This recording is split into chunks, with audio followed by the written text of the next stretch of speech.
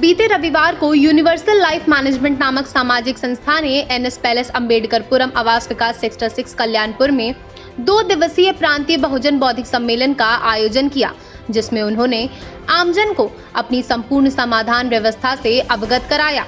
संस्था के संस्थापक प्रेमजीत सिरोही ने कार्यक्रम को संबोधित करते हुए आमजन से ये दावा किया कि यदि उनकी ये व्यवस्था वैश्विक स्तर पर लागू होती है तो संसार में लोगों के जीवन में जो भी दुख है वह समाप्त हो जाएंगे। उनका मानना है कि संसार जैसे जैसे प्रगति की तरफ बढ़ता जा रहा है वैसे वैसे ही वैश्विक स्तर पर आमजनों के जीवन में चुनौतियां भी बढ़ती जा रही हैं।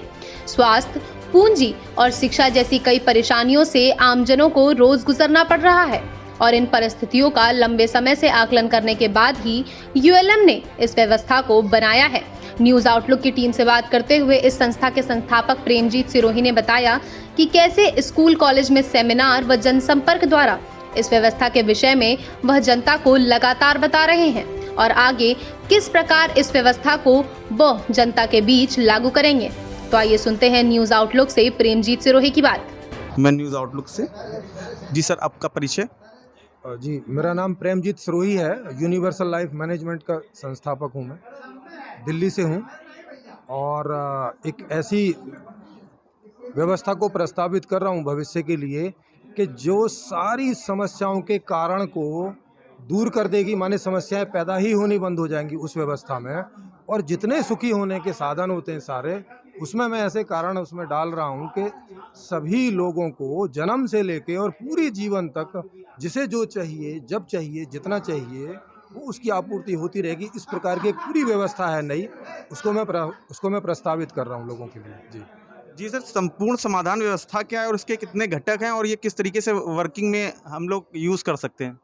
हाँ, अभी की वर्किंग में नहीं कर सकते। ये पूरी वैश्विक व्यवस्था है जो कम से कम देश से शुरू होगी, किसी भी देश से। तो और ये पूरी की पूरी संवैधानिक व्यवस्था है। ये कोई व्यक्तिगत या कोई एक कम्युनिटी टाइप की व्यवस्था नहीं है कि जैसे आप 10, 20, 50, 100, 200 लोग मिल के कर लें। ये पूरी संवैधानिक एक व्यवस्था है, पूरा एक नया प्रारूप है। तो इसको लाने के लिए ये होगा कि अभी हम इसको लोगों तक पहुंचा रहे हैं जगह जगह में, सारे माध्यमों से, सभी प्रकार से, कॉलेज में सेमिनार करके भी और सभी तरह से। तो जब ये आने वाले 4 से 5 सालों में 70 से 80% भारत में वोटर्स तक ये पहुंच जाएगी, तो हम लोग एक सर्वे करेंगे और लोगों से पूछेंगे कि ये जो व्यवस्था आपके पास पहुंची है, इससे क्या आप सहमत हैं, क्या इसको लाना चाहते हैं भविष्य के लिए। तो अगर 50% से ज़्यादा लोग उसमें सहमति देते हैं तो उस समय एक पॉलिटिकल पार्टी का रजिस्ट्रेशन होगा जो उसके बाद आने वाले इलेक्शन में, लोकसभा के इलेक्शन में पार्टिसिपेट करेगी। और अगर 50% से ज़्यादा लोग उसको वोट करते हैं तो इसका मतलब होगा कि 500 से ज़्यादा सांसद लोकसभा में पहुंच जाएंगे और वो वहां जाके आज के संविधान में एक प्रस्ताव पारित करेंगे, कानून बनाएंगे कि जनता भी जनमत संग्रह के द्वारा कोई कानून हटा या बना सकती है, क्योंकि ये प्रावधान अभी नहीं है। ये होगा फिर उसके द्वारा, जनमत संग्रह के द्वारा पूरी नई व्यवस्था को एक्सेप्ट वो हो जाएगी लोगों के द्वारा। तो लोग अगर उसमें अपना जनमत संग्रह दे देंगे कि हमें ये नई व्यवस्था चाहिए, तो वो एडॉप्ट हो जाएगी और इसको वो रिप्लेस कर देगी। इस प्रकार से इसका लाने का तरीका है पूरा। इसके जितने भी घटक हैं किस तरीके से काम करते हैं? हाँ जी, इसमें 6 घटक हैं। पूरा कोई भी अर्थव्यवस्था के 6 घटक होते हैं। एक घटक है, उसका जो मूल घटक है वो है अर्थशास्त्र। क्योंकि आप इच्छा तो कोई भी कर सकते हैं, माने कल्पना तो आप कोई भी कर सकते हैं बढ़िया, लेकिन उसको धरातल पर उतारने के लिए अर्थशास्त्र की जरूरत पड़ती है। आज की भाषा में बोलें तो आप बिना बजट के एक गिलास पानी भी किसी को ना खुद पी सकते हैं ना किसी को दे सकते हैं। शैक्षणिक व्यवस्था किस प्रकार से होगी? हाँ, वही शैक्षणिक व्यवस्था के लिए भी आज की व्यवस्था में देखें तो बजट चाहिए होता है। अगर आपके पास पर्याप्त बजट है कि जितने बच्चे हैं आपके और उनको जितनी एजुकेशन चाहिए और जितनी ट्रेनिंग चाहिए सबके लिए, तो इस प्रकार का बजट भी उस नए अर्थशास्त्र से ही पॉसिबल होगा। तो मैंने ऐसा अर्थशास्त्र दिया है नया उसमें कि उससे ये सब पॉसिबल होगा। सारी एजुकेशन भी, क्योंकि उसमें पैसा नहीं है उस नए अर्थशास्त्र में, बिना पैसे वाला है वो।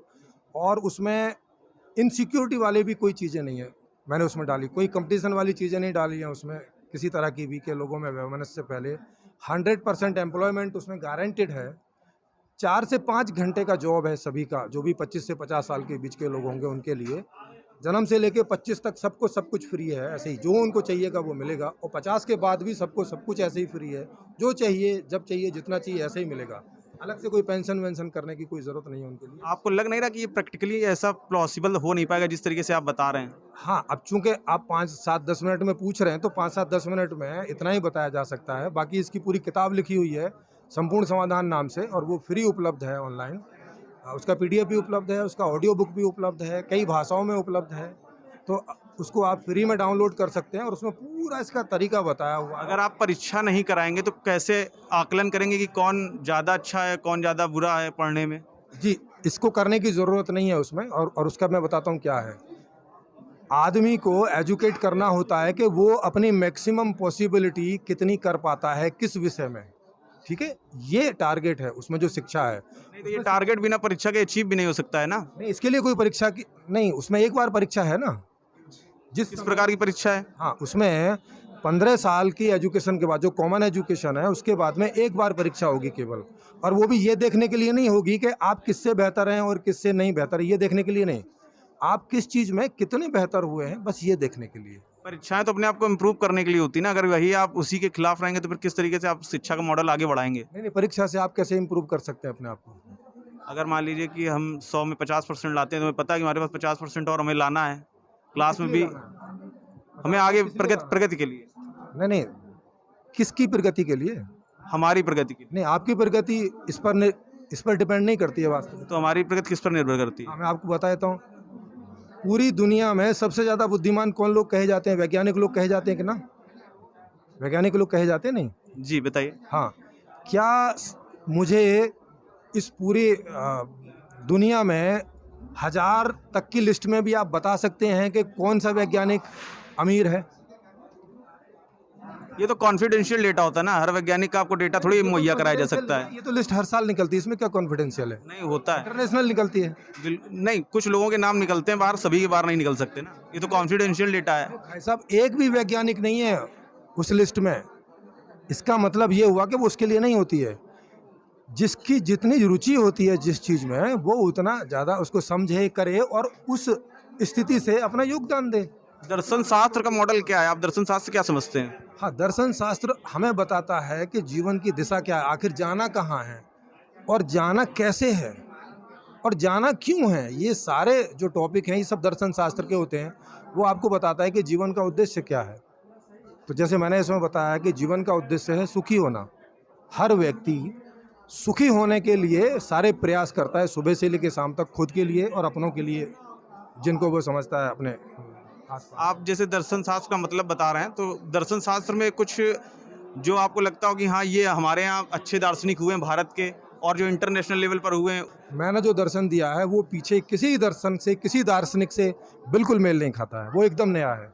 जैसे अर्थशास्त्र बिल्कुल नया है, अर्थशास्त्र भी आपको ऐसा पीछे कहीं नहीं मिलेगा, दर्शन शास्त्र भी नहीं मिलेगा, शिक्षा शास्त्र भी नहीं मिलेगा, और जो फैमिली का पूरा एक उसमें ढांचा है जिसको बोलते हैं पारिवारिक एक संरचना, वो भी बिल्कुल नहीं है, और सामाजिक संरचना भी पूरी नहीं है। दर्शन शास्त्र का मूल तत्व आपके हिसाब से आपके दार्शनिक होने पर क्या होगा? दर्शन शास्त्र का मूल तत्व होता है जीवन क्या है और क्यों है। ये किसी भी दर्शन का मूल सवाल होता है। अगर इस सवाल का जवाब तो सभी ने दिया है अपने अपने हिसाब से, हर तरीके से सभी लोगों ने, जो भी दार्शनिक हैं उन्होंने ये जवाब तो जरूर दिया ही है। तो इसमें आपका दार्शनिक एंगल जो है वो किस तरीके से अलग है, किस तरीके से आपका दृष्टिकोण है जो ये समझाने में लोगों को सुलभता होगी कि हाँ हमारा दार्शनिक जो एंगल है वो ये है? हाँ, मैंने जो एंगल दिया है वो पूरा का पूरा प्रैक्टिकली आप अपने जीवन में भी समझ सकते हैं। उन्होंने जो उद्देश्य दिए हैं वो उद्देश्य कहीं और के हैं, या तो मरने के बाद हैं, या तो कोई कहीं कल्पना में है, या तो आपके कोई व्यक्तिगत टाइप के हैं। उन्हें आप कंफर्म नहीं करते अपने जीवन में कि ऐसा सच में है क्या, वास्तव में है क्या, वास्तव में कोई स्वर्ग, नरक, मोक्ष इत्यादि, निर्वाण वगैरह। एक मुख्य घटक है आपके में सामाजिक घटक। आप सामाजिक जिस प्रकार का ताना बाना है उसमें आप किस तरीके से एक नया एंगल देना चाह रहे हैं? हाँ, समाज का ताना बाना ऐसा देखिए कि संबंधों में हमें अगर मैचिंग नहीं है हमारी, तो हम, अच्छा पारिवारिक पूछ रहे हैं, सामाजिक का? सामाजिक में सीधे सा होता है कि हर आदमी अपना पार्टिसिपेशन चाहता है दो रूपों में। एक रूप में पार्टिसिपेशन चाहता है कि वो जो करना चाहता है वो कर सके, उसके लिए समाज में उसके लिए एक प्लेटफॉर्म होना चाहिए उसके हिसाब का। और वहाँ से जो प्रोडक्ट्स एंड सर्विसेज हैं सारी, वो उसको जब इच्छा हो, जितनी इच्छा हो, जबकि हो, वो उसे प्राप्त हो सकें, इस प्रकार की व्यवस्था हो। हर आदमी एक ऐसा सामाजिक ढांचा चाहता है कि ये दोनों चीज़ें उसको उसकी इच्छा के अनुरूप सदैव पूरी होती रहनी चाहिए। सामाजिक एंगल में आरक्षण नाम का कुछ है आपके में? नहीं, उसकी कोई ज़रूरत ही नहीं है। जब आपकी जॉब की गारंटी है, आपके प्रोडक्ट्स एंड सर्विसेज हर चीज़ की, हर सारी सुख सुविधाओं की गारंटी है, तो उसकी ज़रूरत ही नहीं है। आपको लगता नहीं कि कुछ जो पिछड़े हैं, दलित हैं, जो बहुत समाज से पीछे छूट गए हैं, उनके लिए कुछ ऐसी सुविधा हो कि वो समांतर लाइन पे आ सकें? सर, पहले दिन से वो समान हो जाएंगे सबके, पहले दिन से। किस तरह से? हाँ, इसमें एक ट्रांजिशन फेज़ दिया है इसमें। उसके लिए 2 वीडियो भी हैं, अगर आप मेरे यूट्यूब चैनल पर जाके देखेंगे तो, यूएलएम हिंदी पर। तो उसमें मैंने इसका ट्रांजिशन फेज़ है कि वहाँ पे हर एक को यूनिवर्सल बेसिक इनकम के माध्यम से सबकी जो मांग करने की शक्ति है वो इतनी हो जाएगी कि वो जो मांग करना चाहता है कर सकेगा, जब तक ये व्यवस्था से उस व्यवस्था में हम शिफ्ट नहीं होते। उस व्यवस्था में पहुंचने के बाद आपको मांग करने का ऐसा ही अधिकार है। वहाँ पैसा उस सिस्टम में नहीं है, आपको जो चाहिए आप ऐसी ही मांग कर लेंगे, आपको मिल जाएगा। ऐसे करके सब बराबर है वहाँ। बहुत अच्छा लगा आपके साथ बात करके।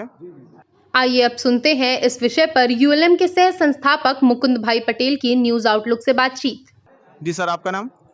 मेरा नाम मुकुंद भाई पटेल है। मैं गुजरात से हूँ और मैं यूएलएम संस्था के अंदर सह संस्थापक के रूप में हूँ। जी सर, इस संस्था के बारे में कुछ 2 शब्द। यूनिवर्सल लाइफ मैनेजमेंट एक ऐसी संस्था है जो कि अभी आज की वैश्विक जो समस्याएं हैं उसके ऊपर बात कर रही है। सिस्टम के अंदर बहुत सारे ट्रस्ट, संस्थाएं, संगठन हैं और बहुत सारे ऐसे बुद्धिमान लोग हैं जो आज वैश्विक समस्याओं से जूझ रहे हैं और उसके समस्याओं के निवारण के लिए प्रयत्न कर रहे हैं। ऐसे सभी बुद्धिमान लोगों को एक छत के नीचे लाके यूनिवर्सल लाइफ मैनेजमेंट सिस्टम की समस्याओं के ऊपर ठोस बातचीत कर रही है। उसके मूल कारण क्या है, किस प्रकार से हम उस समस्या के कारण परेशान हो रहा है, एक एक यूनिट जैसे कुटुंब या समाज या शिक्षण व्यवस्था या राजनीति व्यवस्था, किस तरह से वो समस्या को परमानेंटली सुलझाया जा सके, टेम्पररी नहीं बल्कि परमानेंटली सॉल्यूशन आ सके। इसलिए उसके जो मूल कारण है उस कारणों के ऊपर बातचीत करना और नई व्यवस्था के ऊपर उसको उकेल के रूप में या समस्या के समाधान के रूप में समाज के बीच में रखना, ये दोनों काम जो है वो यूनिवर्सल लाइफ मैनेजमेंट अभी कर रहा है। ठीक है सर, बहुत बहुत धन्यवाद। ऐसी ही खबरों के लिए हमारे चैनल को आज ही सब्सक्राइब करें और कमेंट बॉक्स में हमें अपना सुझाव जरूर भेजें। धन्यवाद।